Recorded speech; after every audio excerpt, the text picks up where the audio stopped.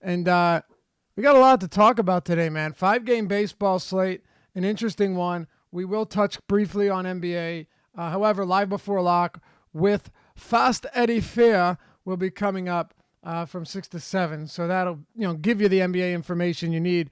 What an interesting day slate, man. You saw Freddie Peralta crushed it, and we saw flashes of what we saw last season, and he's doing it with an 80% usage on the fastball. Carlos Rodon. I had a lot of Carlos Rodon, but my hitters just it had a lot of Rodon. He had 33.7 DraftKings points. I think he's looking excellent this year. But then again, hitters, Phillies, I didn't have the right Phillies bats, and a bunch of other teams just did not really come through. And God, Corey Kluber looked worse than he has in quite some time, huh? Yeah, he looked bad. And just kind of a quick reminder about baseball: if you're finishing if you're finishing, in the top 1% with like several lineups in a tournament, even if you don't do well in that particular tournament, you can still you shouldn't be getting discouraged, because even if let's say you're coming in, you're 80th place or something in baseball, that's like 2 swings of the bat, or 1. It's different than basketball, where if you're an 85th, you are a lot of things away from coming at the top. So it's more just pay attention to make sure you're getting lineups into that top 1% every day. Outside of that, you can't really control anything. Right. No, dude, one swing of the bat, literally one swing of the bat could take you from first place, depending on how popular a guy is, to 400th. Right. It's crazy. And so don't look at it, oh, my best lineup came in 100th place today. I wasn't even close. It's just different. I'm with you. Anyway, just briefly, we will, and again, only 5 baseball games. We'll give you a very, very thorough breakdown on this. But you have 12 basketball games today, Adam. 12 basketball games. Oh, man. It is. Look, by the way, shout out to Russell Westbrook. One of the most incredible performances and feats ever in the history of the National Basketball Association. You saw what he did. Yeah, I somehow ended up with 0% of him last night. What? Come on now. It wasn't on purpose, and I didn't notice it until oh, God. he was going off, and I went, look, I knew I had a bunch of Harden, but I was like, oh, how much Westbrook do I have? This isn't good. Well, he only had 89 DraftKings points, so it shouldn't have hurt that bad. But dude, I'll say it again. The straight stars and scrubs approach is what you have to do. I mean, yesterday I had some bad players in my lineup, but was still fine in cash and in all single entries. Like Justin Anderson and Klay Thompson were garbage. Mo Wagner had 20, but when you have the big name guys that you can load up on, they just have solid games. You're usually good. And now you've got 12 games today, Adam. So approach, what are you looking at here? We obviously can't cover everything. That's what the Live Before Lock show is for. Yeah, and still, I mean, at this point, can't even get that specific on what players to do it with, because I think there's 22 questionable guys or something. I don't think I'm even exaggerating on that number. So the thing that, you just mentioned it, and Josh and I talked about it on the basketball strategy show this morning, is this time of year, we talked during the season about, you can be different in roster construction and be contrarian in that way. This time of the year, I think that's kind of not the case. If you're playing balance, if you're oh, everyone's going to go stars and scrubs, I'll go balanced, you're just going to get your ass kicked 99 out of 100 times, because there's going to be some cheap guys that go off because they just have the opportunity, and there's going to be superstars obviously that do their thing. So this time of year, that's a strategy that I basically would throw out the window. Suck it up, play some bad guys in your lineup, hope that you get the right ones. And obviously it'll come down to what news breaks in the next couple of hours. But there were just people talking about it in Slack today, and it's a mistake that I used to make in the past, because during the normal part of the season, I would make all my money on nights where stars and scrubs failed, and I would just take it down with a balanced lineup, and then I would just get massacred this time of year because I wouldn't adjust. Right. And I was kind of slow to figure out why, but it's just such a different time of year. No, it's a really good point. Going away from stars and scrubs is a beautiful thing. I'll tell you what, even in cash games early, and by the way, I'm not talking about now. Early, like Right. whenever it was early in the season, I was playing guys looking at head-to-heads in cash, and you got guys trying to squeeze in Giannis and Harden, and both of them have really solid games, but then they've got like 20 combined points from three other guys that are sub 4K, and they're just jamming in Luke Kennard off the bench, hoping that he get it doesn't. But now you're looking at the amount of value that you have throughout the close of the season. It's going to be there. Did you and Josh do a morning basketball show? Yes, we did. All right. So who's the top value right now? Uh, I haven't seen what news broke during the day. And let me see. Well, I can give you a couple of them up front. But I'm assuming Willie Hernan Gomez is probably quite popular, even though his minutes are restricted just because of the matchup and the price point. But it does feel, and this is what I wasn't sure if you had looked at it recently, but it does kind of feel like you would expect to have more reliable punts on a 12-game slate in April. Yeah, Josh and I were talking about that, where it's a lot of unappealing games. So it's on a lot of 12-game slates in April, you would have an opportunity where like the winning tournament lineup score 450 points, and that might not be the case tonight. Ivan Rabb, I would say, is probably my top value guy. Yeah, 4,200. Ivan Rabb, yeah, Hernan Gomez, and Deontay Davis. By the way, yesterday he did not have a bad game. He had 9 points. I think he shot like 4 of 4, 10 rebounds, a block or a couple steals or one of those, and had a bunch of fouls early in the first half. I think he actually would have played more minutes. So keep that in mind. He's basically the minimum everywhere. Unfortunately, only has center eligibility, but again, live before lock, we'll cover all of that. And then I do want to. Does Thomas Bryant? Will you go back to Thomas Bryant? He's 7K on DraftKings. I like him. I like the spot. I like the Wizards a lot. That was one of the like 2 games that I thought was actually really appealing on this slate, that and the New Orleans game. So I like Thomas Bryant. He's my favorite guy from the Wizards. It still depends on what news breaks between now and lock, though, because if news breaks to where you really can get good cheap plays, then I'd rather get like Harden plus Lillard or Harden plus Luka lineups. If the value still outside of a couple guys is kind of questionable, then maybe you get more, one of Harden or something like that, and you get to more Bryant. All right. I mean, just looking at it, man, the amount of injuries is Tyler Johnson, Derek Favors, DeAndre Ayton, Avery Bradley, Mike Conley's doubtful, Joakim Noah's questionable, Taj Gibson, Finney Smith, Frank Jackson, Marvin Williams, Alex Len, Embiid, Vince Carter's now out for load management, Poitras, which actually means something because of how short they are. Jimmy Butler didn't go through shoot around. Taurean Prince. I'm going to finish. OG Anunoby, Magruder, Derek Jones, Winslow, Richardson, Marcus Morris, Jaylen Brown. These are all guys that are questionable, doubtful, or out. Zach LaVine, Chris Dunn, Jeff Green, DeAndre Jordan, Alonzo Trier, Noah Vonleh, Dennis Smith, Kadeem Allen, Darren Collison, Wes Matthews, Luke Kennard, Blake Griffin. That's insane, bro. Yeah, I think Alex Len's questionable now too. Oh, is he questionable now? I think I saw that come across that Carter was out and Len was questionable.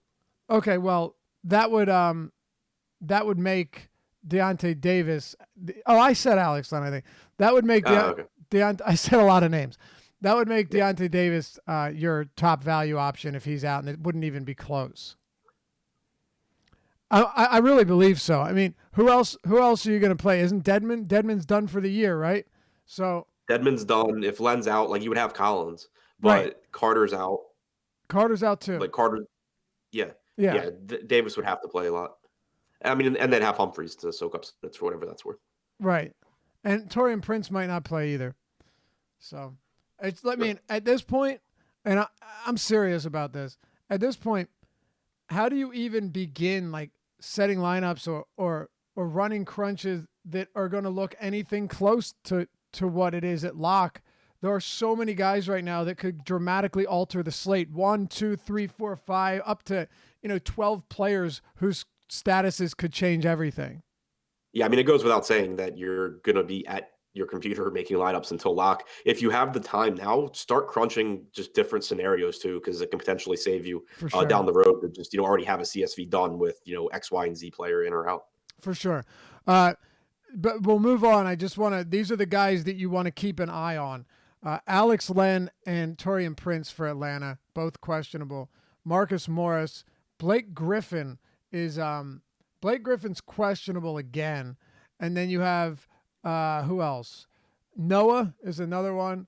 Oh, let me ask you this: how many minutes do you think Rab plays now that Joval's out for the year? If Noah's out, I don't know how he doesn't play 30 plus. Right, he has to. No Jaren Jackson, no Joval, and potentially no Noah. I don't know what the alternatives would be. So that's a huge one right there. Of course, you have all of the Miami news pending. Anthony Davis, Adam, is probable, but he's literally been probable in their last 2 games and is ruled out like an hour or less before lock. Right. Yeah, it's insane. And then Jimmy Butler is questionable, but didn't go through shoot around. So there you have it. Those are the guys you're keeping the closest watch on. And then you build around them. Last question, and we'll get to our 5 baseball games. You have the highest priced guys, the James Hardens, the Nikola Jokic's, the Vucevic's, the Karl Anthony Towns, Beal, Drummond, Russell, Dame, Booker, of course, Ben Simmons against Atlanta, and I'll throw Doncic and Trae Young and Irving in there. Who are you prioritizing as the guys that go into that lineup first, that you would be getting the most exposure to, and then building around them with cheap plays? Harden, Luka, Towns, Dame, Simmons. Okay. Yep. Sounds good. And I agree with that. You ready to talk some baseball? Yes. By the way, David Robertson just walked 3 straight batters. God, that's brutal. 3 straight batters to close it out, and walk-off win for the Nats. All right. That's good for my NFBC team. What's that? I said that's good for my NFBC team that has Robertson. Oh, yeah, that's not, though. All right, let's talk Pittsburgh. And I know, I'm joking. Let's talk Pittsburgh and St. Louis. You have the Pittsburgh Pirates with Jameson Taillon on the mound. He's been very, very good against righties. Would you agree pitching on this slate is pretty rough? Yeah. Okay. Listen, sometimes you have different opinions, and you're like, oh, man, I love Marco Estrada. I don't know. No, and I mean, especially when you take the prices into consideration too. Yeah. But, I mean, Jameson Taillon to me is very much in play here. And then you have Miles Mikolas, who, looking at projected ownership, is very high. There will be a lot of pitchers used in this game. Both pitchers in this game should be popular. PNC Park, very friendly. What do you make of Taillon? He is my number 1 pitcher on DraftKings. It's not particularly close. I don't think I'm in the minority there. Last I checked, he was our highest projected player on the slate on DraftKings, if I remember correctly.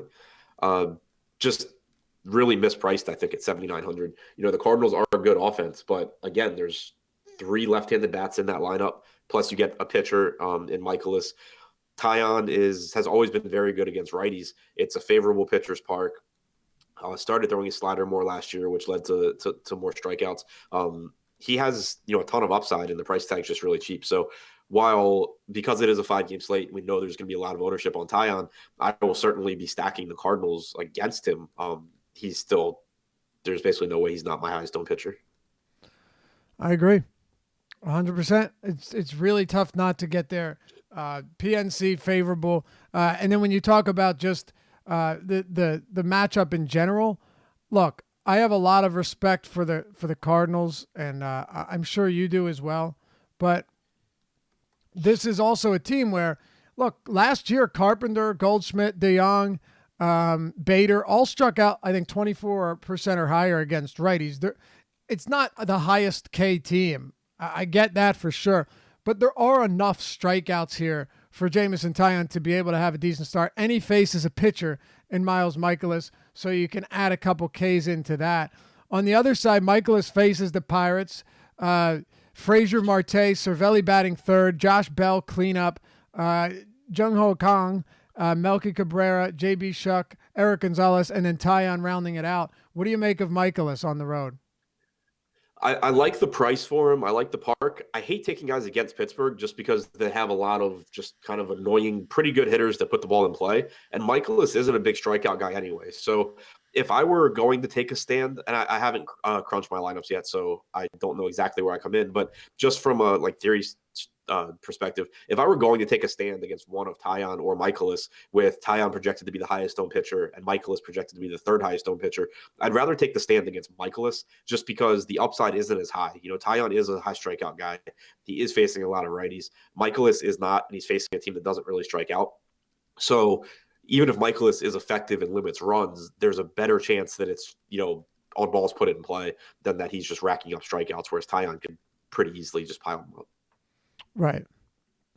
Miles Mikolas, too, is when we talked about this a lot last year. When Mikolas has righty heavy lineups he's facing, I like him a lot more.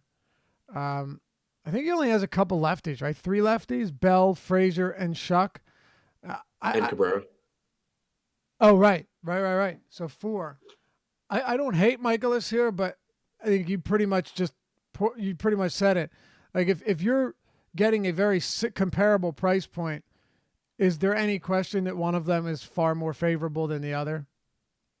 No, and with the way we have ownership projections right now, I don't think there's a big enough gap.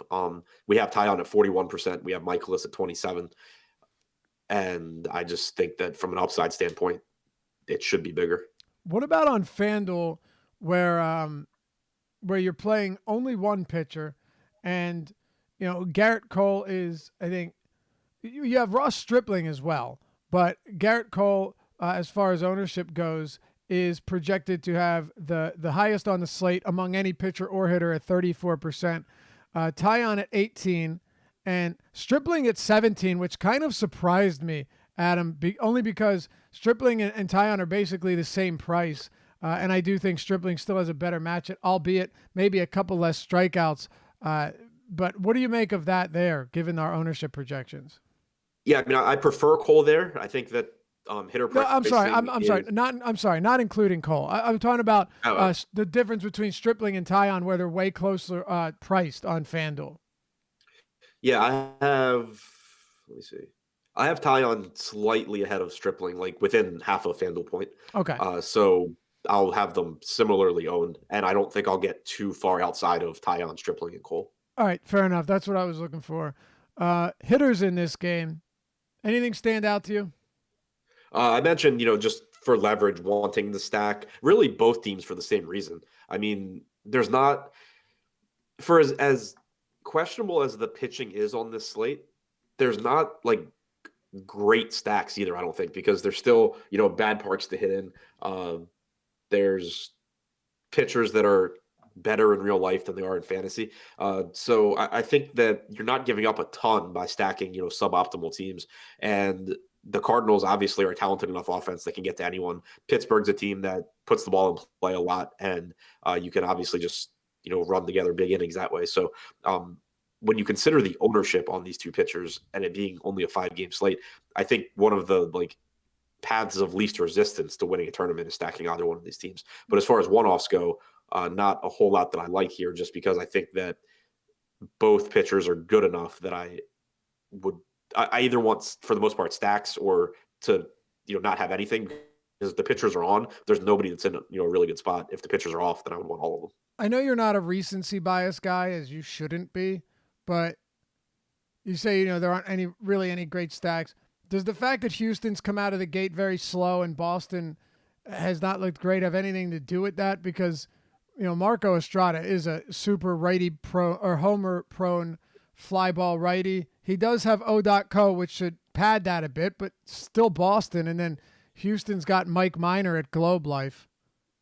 Yeah, I mean, I think Houston's clearly the top stack. And then I'd have Boston close behind them. Either them or Atlanta, Yeah, or the Dodgers Cubs, like against one of those Holland three. have a lot of home run upside as well. Yeah, But that's a good call too. But my point is being like, if Boston were in Fenway, it would be a lot better. oh, Um, 100%. Yeah, right. Yeah, it's just like there are obviously good stacks, but it's not like we have, a core slate or Boston and Fenway against Estrada or something like that. There's for sure. like at least some negative to almost every Right. team. Yeah, I mean, Boston might have a 5.8 run total if this was at Fenway, honestly. Right.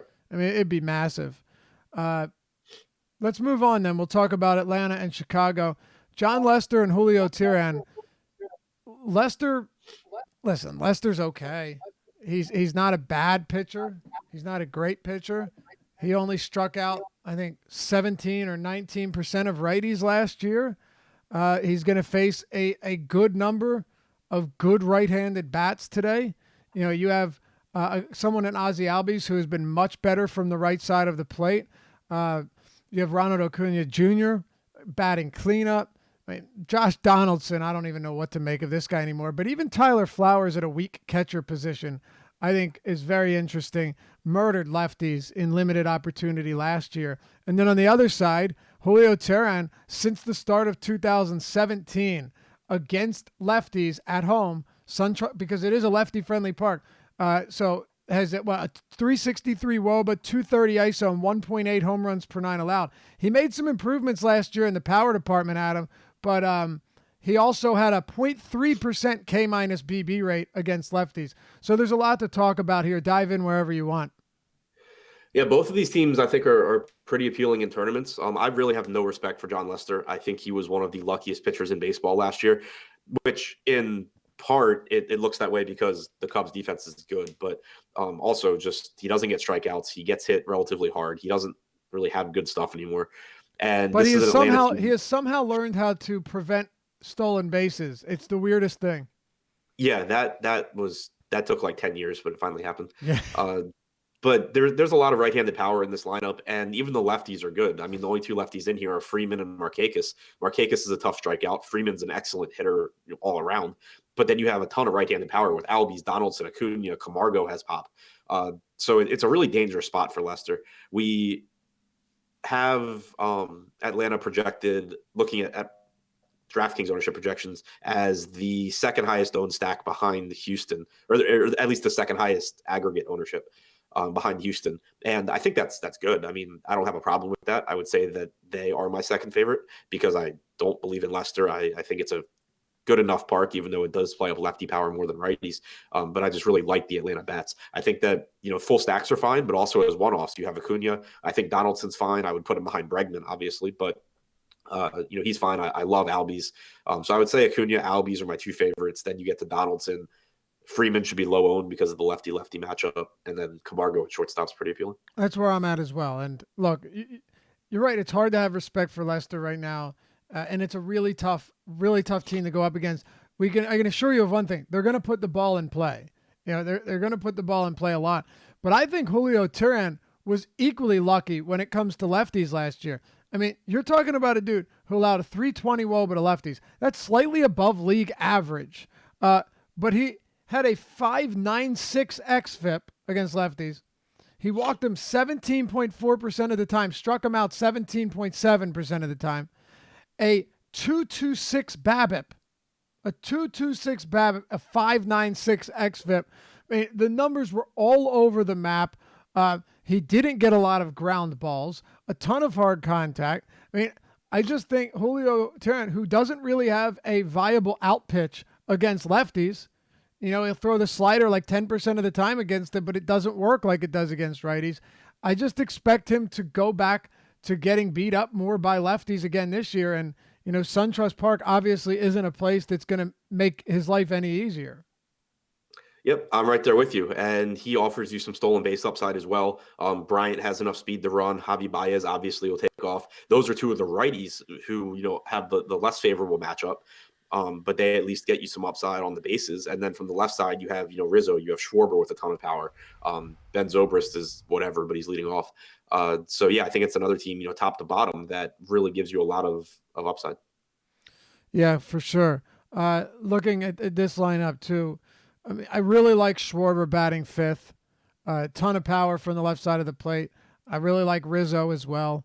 I don't have a problem with the righties. How high are you on Ben Zobrist? Just given that, if you're looking, at his price point, and you're looking at his projected ownership, like on DraftKings is really high. You have a lot of love for Zobrist here leading off. I mean, more so as a cash play because he doesn't give you a ton of upside. At least home runs, like his points. If he has a big game, it's probably because he like doubles a couple times, picks up RBIs, gets driven in. Considering how popular he probably will be, I don't know that I really want to be like we have him at 24% on DraftKings Pretty projected high. ownership. I have him capped at like 11%. Yeah, makes sense. We have him as the second highest owned hitter on the slate. Yeah, I'm not getting there. Very high. And then on FanDuel, we've got him 14%, not as high, but among hitters, he's, I don't know, probably top 15 or so. Anything else from this one? Anyone specifically you want to talk about? I think we covered it pretty well. Yeah, so I'm just trying to quickly look and see like who my top ranked Atlanta guys are. Acuna, I have, it looks like number one. I have him. My ownership cap on him is almost twice as high as the field. You got to have Albies near the top as well. Albies right behind Acuna. So if I were singling guys out, it would be those two. Well, let me talk about Flowers for a second too, though. Catcher's not very deep. I mean, you're looking at. By the way, we'll get to this one next, but you're talking about guys like Max Stassi, Jeff Mathis, and I guess if you like Wilson Contreras, fine. Chirinos is the one guy who I would have had the most interest in, and Adam, this dude's not even in the lineup. So I think Flowers, who last year only 88 plate appearances against lefties, I get that, but 477 WOBA, 258 ISO, and a 203 WRC plus. He really destroyed them. He's batting seventh, but on DraftKings where you actually have to play a catcher, I don't think 3,500 is bad at all. Actually, I like it quite a bit at a dreadful position. Yeah, I agree with you. When I ran numbers before the show, I had Robinson Chirinos in the projected lineup. And so I ended up on DraftKings having Flowers come in capped at like 19%, which would put me even with the field. But I had Chirinos eating up a ton of my catcher cap. So when he's out, Flowers end up getting a pretty nice bump. Yep. Houston and Texas. Let's make our way over to Globe Life Park. Texas with a 3.7 implied run total, second lowest on the slate. Still a lot higher than the Giants, who have the lowest. And then the Houston Astros at 5.4, the highest on the slate.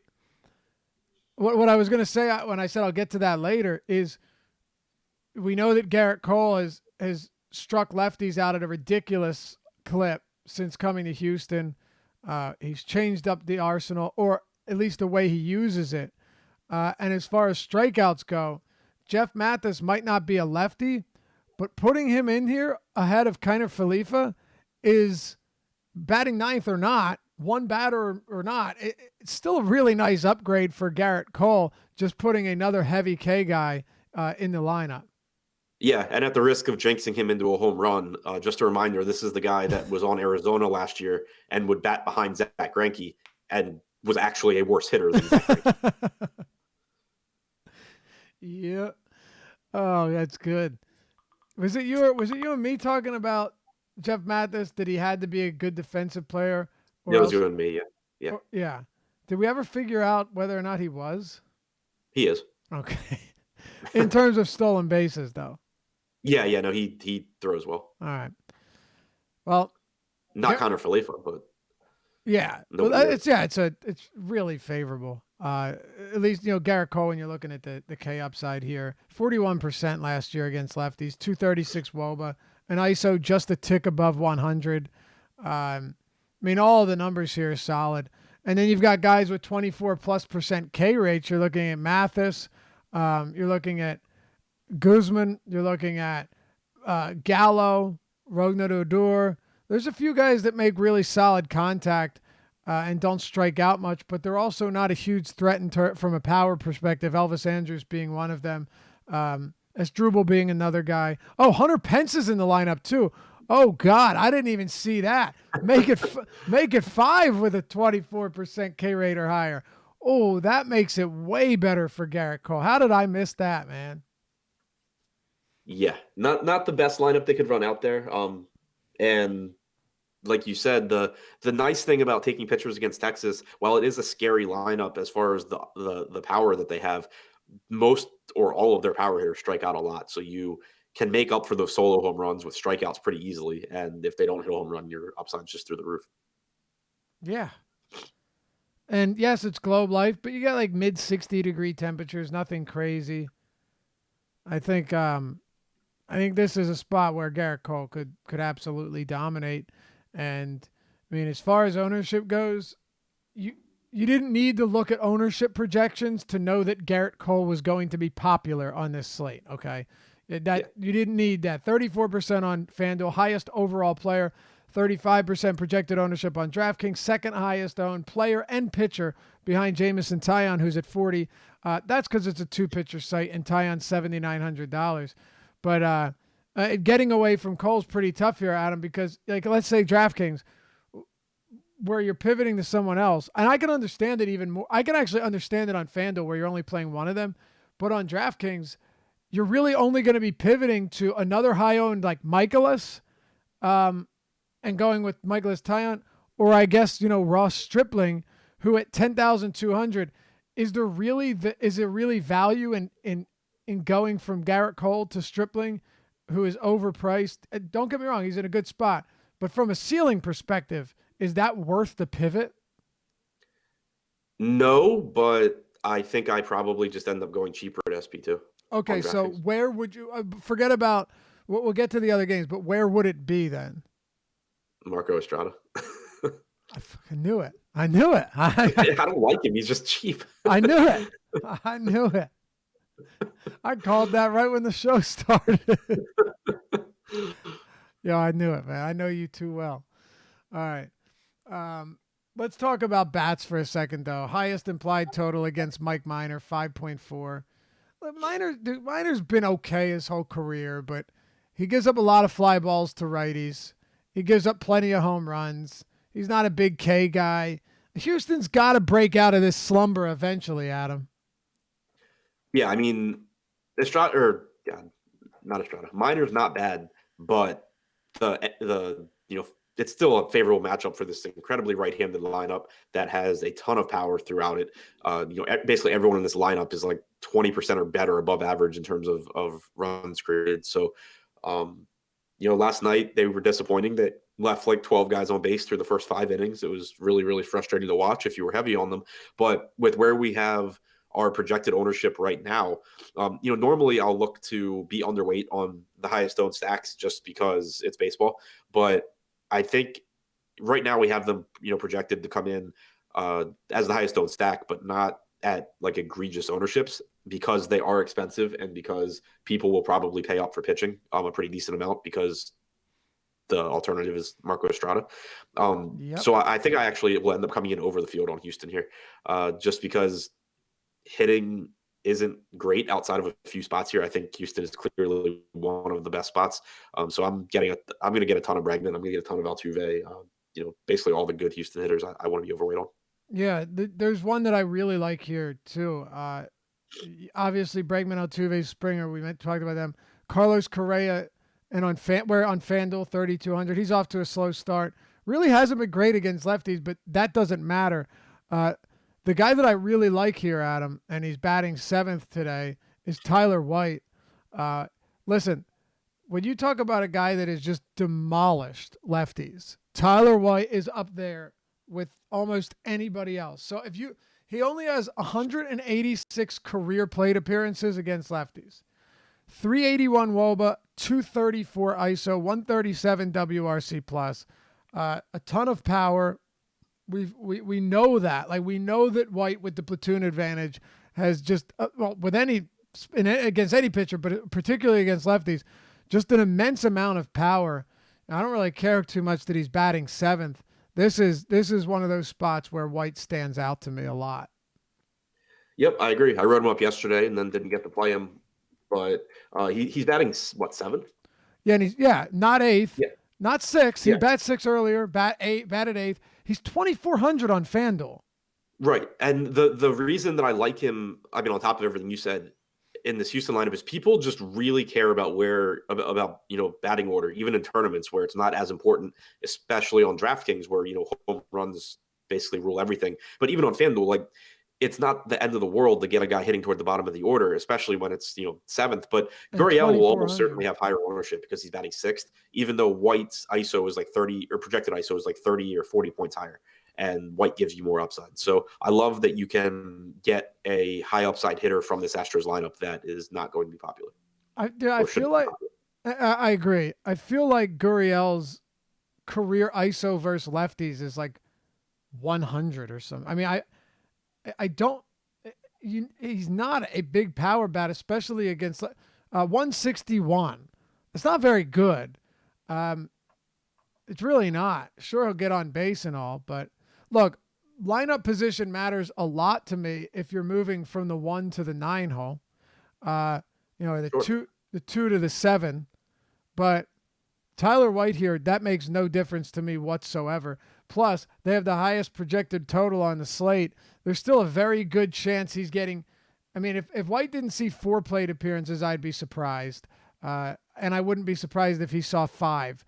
This team's got to start hitting eventually, and Mike Minor could be the guy to make that happen. Do you have any other interest in bats here? Are you getting creative with Texas, or should we move on? I was actually trying to run a crunch while we talked to see exactly where I was coming in, but tons of Houston, not really any Texas. Let's talk about Boston and Oakland then. Your favorite pitcher on the slate, and no, his name is not Nathan Eovaldi. Boston with a 4.6 implied total against Marco Estrada. They have scored exactly 0 combined runs in each of their last 2 games. It's not something I worry about. It's just interesting. And then on the other side, Eovaldi, a 4.0 run total against him or for the Oakland Athletics. Eovaldi's 9K on DraftKings. On FanDuel, he's 7,400. DraftKings just have no. I'm not going to Eovaldi here. I have enough respect for the Athletics lineup too. But before we get to these Boston bats, I heard that you have 0 exposure to them just because of how much. No, I'm joking. But before we get there, let's talk about Estrada here. I get what you're saying, but I'll be honest. I didn't even write any cheap guys up today. I did it. Like the cheapest I went was Tyon. I just couldn't bring myself to do it, but I'll let you make your case for sure.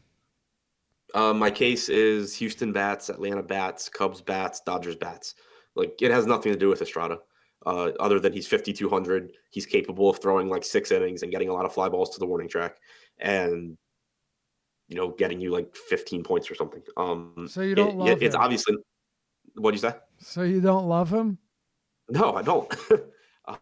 It's like, and I assume he's not going to be popular either. I haven't seen what our projected ownership is on him, but assuming he's not going to have much of it, I'm fine just taking my chances on a pitcher that is basically average, gets a lot of fly balls. He's in a park that will be favorable to him. It's a park downgrade for Boston. And the big thing for me is just that when I run an initial crunch, it lets me get my highest owned stacks being all the best hitters on the slate instead of going to the guys that I really don't want to go to. All right.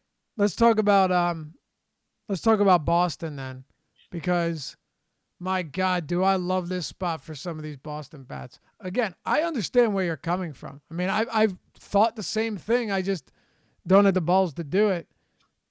And I love playing cheaper pitchers. I really do. Rodon was somebody that he wasn't super cheap, but happy to get on him at low ownership this afternoon. Estrada's going to be pretty low owned, but it is kind of amazing given how weak this slate is that I think he still has like projected ownership on DraftKings around 15% or so. I could be. Yeah, him and Derek Holland both, because Derek Holland's in that same category. Yep, Holland Um, at 15, Estrada at 13, Turan at 14. But anyway, to me, guys like Betts, Martinez, and Bogarts, who has proven when healthy to have monstrous power against righties, they could make a huge impact today against the fly ball and homer-prone righty, even if he's at O.co. yeah, for sure. One thing, just kind of to put in context, me liking Estrada, I had like 15 to 20% Homer Bailey on the early slate today. It's just how I play. I It know. has nothing. I Yeah. got you. No. Just It's kind of wanted about to liking reiterate hitters. that. It's about Right. liking hitters enough to take a risk on a cheap bad pitcher. Yeah, I just kind of wanted to clarify that for people that are more risk averse than I am. Yep. But yeah, I mean, the Boston hitters, obviously, power from both sides of the plate can get to Estrada. He's a fly ball pitcher that doesn't miss a lot of bats. Mookie, Martinez are two of the best hitters in baseball. Benintendi is, improving as a hitter, well above average. So, where I'm not getting, or where I don't have Estrada, I do have Boston as, my second or third highest stack. Okay. Yeah, I would say Mookie, JD, Bogarts are my three top guys here, and then I mean I don't think we have a lineup yet, right? No.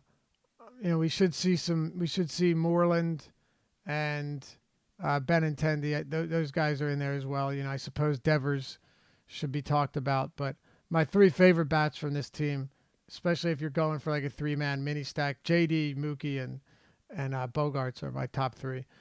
As far as the rest of this game goes, Adam, Eovaldi, Oakland bats, I'll let you tackle this at once. Not a ton of interest. Like Eovaldi obviously shows signs of being really good. He is getting a right-handed heavy lineup that has a lot of strikeouts in it. If I were looking for a pivot like at the top, I think that Eovaldi is reasonable because he probably comes in much lower owned than everyone around him, and there are strikeouts in this lineup. But just with the way that I'm approaching the slate and how much I'm prioritizing hitters, I don't think I'll end up getting much. All right. Last one then. Man, this is so weird that it's only that it's only 5:33. I was just thinking the same thing. Baseball just goes so much faster than basketball. If it was a 5-game NBA slate, I'm not kidding either. We'd be up against it and still have a good game to go. Yep. It's just how it goes. All right. Look, I can even take my time drinking my water. No, nothing's rushed. Dodgers in San Francisco. Hey, by the way, for those of you playing basketball tonight, Alex Len is playing. So is Kent Bazemore. So is Taurean Prince. So is John Collins. So is Deontay Davis. So everyone that wasn't expected to play for Atlanta is playing, and everyone that was expected to play is also playing. Yep. Blake is out, though. Blake is out, correct. Luke Kennard's playing, though, so there you have it. All right, That's Adam. important. We've got Derek Holland on the bump for San Francisco, and then we have Ross Stripling for the Dodgers. Ross Stripling's good. I mean, I don't think Ross Stripling is bad whatsoever. He struck righties out at 29% last season, almost 30%. No, I'm sorry, lefties. 11% swinging strikes, 13% swinging strikes against righties. Gets enough ground balls, limits hard contact, does the things you want to see. Had a 250 expected WOBA and 113 x ISO against lefties too. And you look at this Giants team, and outside of maybe not having a lot of strikeouts, they're hardly an imposing offense. 10-2 on DraftKings is something, but I don't think 9-3 on FanDuel is insane. If you really wanted to get some hitters in there, and the extra 2,000 saved on Garrett Cole got you one or two way better hitters. Yeah, I think he's more he's more appealing to me on FanDuel than DraftKings. Right. DraftKings, I have around 15% right now. FanDuel, I think I'll get up around like a quarter of my lineups going to Stripling most likely. It's just like the only issue with him is that he pitches for the Dodgers, and he probably doesn't get to 100 pitches. And he's priced on DraftKings, in the same category as guys that will. And so it makes it tougher. On FanDuel, though, you get that, $20 or almost $2,000 discount off Garrett Cole. And he's like we talked earlier. I have him projected almost identically to Jameson Taillon, a much more favorable matchup for Stripling. So I think I'll get most of my exposure to him on FanDuel. That's the way I would see it too. I mean, it's just when the price compared to I when the price compared to Taillon, he's only $400 more than Taillon on FanDuel. On DraftKings, he is $2,300 more expensive and only $1,200 less than Cole. He's kind of in no man's land there, but on FanDuel it's a little bit easier, and you're only playing one pitcher there. It could help you get to a couple extra bats if you're looking to load up on Boston or Houston or really any of these stacks where you're going to have to pay. It is worth pointing out that FanDuel has a few players that are in really good spots that are cheap as far as hitters that are going to open things up. Tyler White being one of them. I don't think we have a Dodgers lineup yet, but I mean, if David Freese is in the lineup, he's basically free. There's a lot of pretty affordable bats. What do you make here, though, of the Dodgers offense up against Derek Holland? We know he made improvements last year. He struck righties out at a career-high clip, but he's still someone that will have issues when it comes to home runs, almost exclusively against righties. Right, and he's pitching outside of San Francisco, which Right. is a big deal for basically all of their pitchers. Obviously it's a 5-game slate, so I'm max entering, so I'm getting to some Holland for the same reasons I'm getting to Estrada. But the priority again is just very clearly on the Dodgers bats for me. You have Justin Turner, who's a phenomenal hitter. Kike Hernandez, we talked about yesterday, no longer really a pinch hit risk, has power against both sides. Pitchers of both handednesses. Led off yesterday too. You're leading off. Yeah, I expect him to lead off again tonight. Holland did throw his slider 28% of the time against the Padres in his first start. That's a pitch that we saw him have success with last year. But again, it's you give the advantage to these Dodgers hitters. They're really good. Even the lefties in this lineup can handle left-handed pitching with Bellinger and with Seager and Muncy if he's in there. They're all fine. So it's a stack that gives you a lot of upside, and it also gives you the ability to be contrarian within it, because while hitters like Kike or Turner or Pollock probably will be popular, the lefties won't be. Like last night, I think Muncy was like 1.5% owned. Bellinger was like 2% owned because people just ignore lefty-lefty matchups and take the obvious plays. So Right. I really like when you can get. And it was Bumgarner, to be fair, but I know. Well, yeah, but I mean, if you're stacking the Dodgers against Bumgarner, and it's the same thing here. People will give priority to the right-handed guys, and they'll skip over the lefties because it's a lefty-lefty matchup. Right. Even though they're perfectly fine against lefties, and if Holland struggles, they're all getting the same bullpen. Totally agree. Book It Boy says, can you talk about who you prefer between Holland and Estrada? I can give you a resounding neither on my end, but I'm assuming Adam will tell you he doesn't like either, but if you're max entering, you're going to end up with a bit of both. Yeah, pretty much where I'm at. If I have to, God, I have more Estrada right now. I think the strikeout upside is higher for Holland. I also think that Estrada projects a little bit better for me. So again, it's not a hard take for me. It's all about being able to get two, Houston stacked with the Dodgers, Houston stacked with Boston, or Houston stacked with the Braves. If I had to pick one, right now I have more Estrada because he's a little bit cheaper. That's really what it comes down to. I wanted to add to a point that you made, I think is very important, about Estrada home and road splits.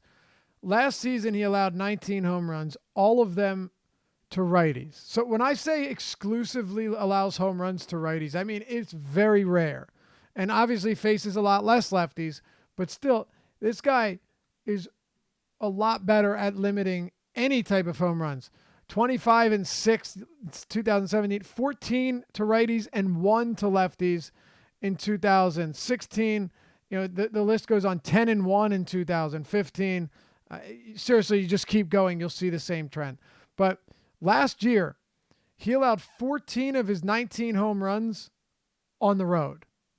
And all of those home runs on the road, unsurprisingly, came against righties because all of his home runs came against righties. So when you really break it down and you look at home runs on the road to righties, 1.78 per 9.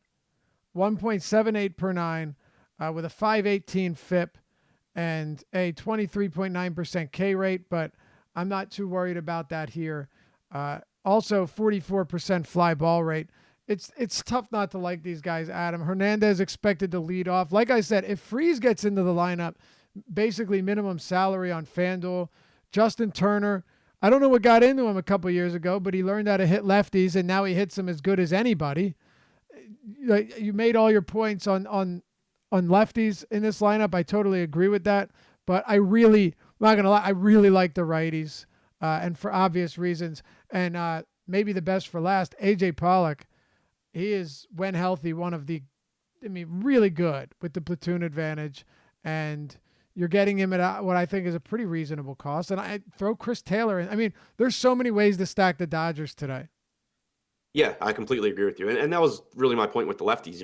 Obviously I love the righties. It was just the lefties Right. are guys that you can still get to, and it makes your lineup contrarian despite having one of the best Oh, for spots on sure. the slate. And look, if Holland gets knocked out of the game after 3 innings, you're not guaranteed to get a lefty reliever to come in and serve as a long reliever for 4 innings. It could be a righty, and then everything changes. So you see that happen very often. All right, well, I guess I'm going to do this, but I don't know how much you're going to have to say on it. I'm sure you know where I'm going.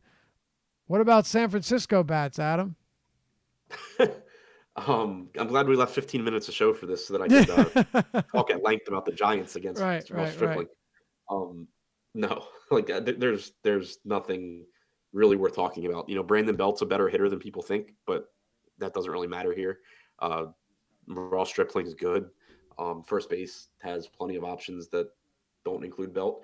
I have right now, I don't even see. I have like 5% Belt on DraftKings in my initial crunch. All right, and Posey sucks, but he's a catcher, so I'll get some. But I mean, there's nothing actually appealing. Right. That's just because catcher sucks, is what you're saying. Right. So a couple of things here, just housekeeping. No real weather concerns anywhere. That's number one.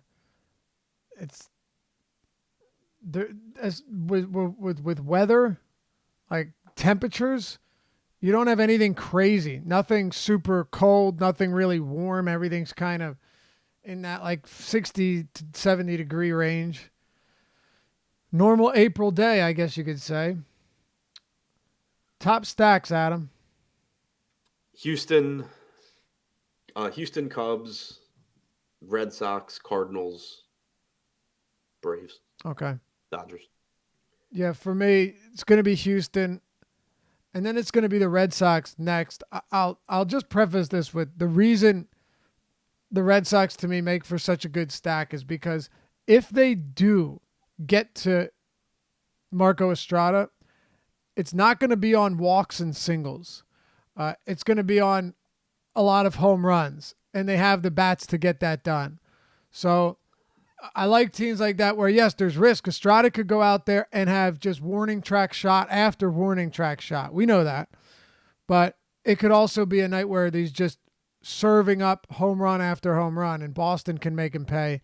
The Dodgers, of course, and then both Atlanta and Chicago in that game are really interesting. What do you make of the ownership on those games? I know that Zobrist is projected to be popular, but I don't know how popular they'll be as actual collective stacks. Yeah, so I mean, and again, I have the DraftKings stuff in front of me, but our aggregate ownership for them, the Cubs are the third highest owned, Atlanta's second, Boston's third. But it's basically Houston and then a drop to Atlanta, and then a drop to the Cubs and Red Sox, and then a drop to like the Cardinals, the Dodgers, and the A's, and then you get Texas and the Giants. That big drop to the Dodgers is surprising to me. Yep, I agree, and it makes me like them. They only have a 4.1 implied total. I know, it's crazy. Wait, is it down to 4.1? Yeah, it is. Wow, it was at 4.3 earlier. I want to try and get to more Holland just because of that, and because he has the strikeout stuff that Estrada doesn't. But it's still like a terrifying spot. And if people are going to be off the Dodgers because of that, I still think that there's more upside in getting, being overweight on those bats. Yeah, seeing this, to answer Book It Boy's question, I would say Holland for me if I had to pick one of them. Both, are equally risky, but at least Holland does have some strikeout potential against righties. Either way, it's difficult. And man, 4.1 implied total, kind of a neutral park. Dodger Stadium isn't anything crazy. Yeah, that's pretty wild. Look, Holland's not bad, but he away from home, you could see a very similar thing happen to him that happens to Estrada. So a lot of really appealing offenses here. Hopefully some of them wake up, though, because they've been dormant for a while now. Before we head out, I wanted to let you know. Sorry, go ahead. Oh, no, I was agreeing with you. I said it's made the start of the season pretty frustrating. Sure has. Want to let you guys know, though, that if you haven't checked out awesemo.com yet, or you have, and you've checked out the free stuff and you like the YouTube videos, perfectly fine with us. But if you wanted to get to see what a look at what the premium content looks like, you can get 50% off, half off your first month of subscription, just by using the promo code Deeper Dive. It's all one word, Deeper Dive. When you sign up, you just go to the homepage and you'll see sign up on the top left. Pick your plan. You can check out everything we have, the NBA, MLB, NHL, PGA, NASCAR, NFL, ownership projections, and actual player projections for everything. Articles from all of us, including Adam and myself, Ben Rasa, Josh Engelman, Alex Baker, Awesemo himself, his rankings, all of his articles, the lineup builder, the Fantasy Cruncher add-on, and a whole lot more that I don't remember because there's so much. Anyway, we'd love to have you join the family over here at Awesemo. And when you do, hit us up in our premium Slack chat, say hi, and we'll be happy to show you around. Use the promo code Deeper Dive, one word, Deeper Dive, to get 50% off your first month of subscription at awesemo.com. Adam, any last words? This might be the first time you and I have ever done a show together of any size that we are not straight up against it, getting out by 6 on the dot, if not a minute or two later. Yeah, it's pretty crazy. Do you want to go position by position to close it out? Sure. Let's do it. Start with pitcher. Old time thing. All right. I have my DraftKings stuff, so that's what I'm referring to. FanDuel, again, I don't really want anything outside of Tyon, Cole, and Stripling. DraftKings, I have Tyon, Michaelis, and Estrada / Holland. That pitcher. All right. Yeah. Tyon and Cole. And then just like a huge drop off, it would be Stripling and Michaelis. And then, if you really needed it, Derek Holland. Catcher, I will go with no Chirinos, which is pretty rough, but I do like Tyler Flowers a lot. And God, aside from him, it's just pretty ugly everywhere else. I guess I have to throw Wilson Contreras in there for stack purposes. What about you? Yeah, Flowers, Contreras, and Austin Barnes if he's in the lineup. Yeah, Barnes makes sense. It's funny because I was looking at guys like him and Blake Swihart, but there's just no pop like with someone like Blake Swihart, and that's like the best type of. That's Estrada would thrive against somebody like him because when you can't take him out of the park, what are you really gonna do? I don't know if he would have got the start or whoever today, but. Whoever it is for Boston, you would think it'd be solid. I don't know if that's the case. Christian Vasquez or whoever. All right. First base. Rizzo, Freeman, White. All right. Yeah, Rizzo, White, and I'll throw Freeman in there, but Rizzo and White are my two top here. I really, really like Tyler White today. Second base, I have a few that I like a lot. Altuve, Kike Hernandez, Ozzie Albies, and Zobrist. I think all four of them are solid. Zobrist, as you said earlier, more for cash purposes, but Altuve, Hernandez, and Albies, I really like all of them. Yeah, that's the same group I have. I will throw Rougned Odor in there. I think he's a good leverage one-off against Cole. Sure. He can run on Cole. Like, he'll probably strike out 3 times, but if he gets on base, he can run on Cole, and it just gives you a low-owned leverage play. Yep. What about third base? Bregman, Bryant, Donaldson, Turner. Yeah, I have Bregman, Turner, Carpenter. There's a leverage play if you're looking for one. Carpenter just fantastic against righties. And if Freeze happens to be in the lineup, he's $2,200 on FanDuel. And the reason I mentioned that, Adam, is only because Turner's 4,400 on FanDuel and 4,400 on DraftKings. So definitely better value on one of those sites. Freeze is hitting third, by the way, but Muncie's not in the lineup, so still a lot of pinch hit risk for Freeze. Yeah, there is, but at 2,200, I am okay with that. Yeah. I agree. Batting third, that's nice. Kike Hernandez, Turner, Freeze, Seager, Pollock, Bellinger, Taylor, Barnes, Stripling. Yeah, I don't hate that at all. Yep. So no Jock either. Right. All right. Only what, 2 lefties? Yeah, 2 lefties. Shortstop, give me, well, Correa on FanDuel is pretty obvious. I really like Xander Bogaerts tonight, though. He's my top guy, and Javi Baez. Who do you got? Correa, Baez, Bogaerts. All right, outfield. We'll go 4. All right, Springer, Acuna, Betts, JD, Pollock. Okay. Got to turn that into one person, so I get 5, asshole. Give me, yeah, literally everyone you just named: Mookie, JD, Pollock, Springer, Acuna, and I'll add a couple. I think Schwarber is someone that is really appealing to me, and right now, at 12% ownership, so not high, and he's very good against lefties or righties. Sorry. And I really think that Julio Turan got super lucky last year.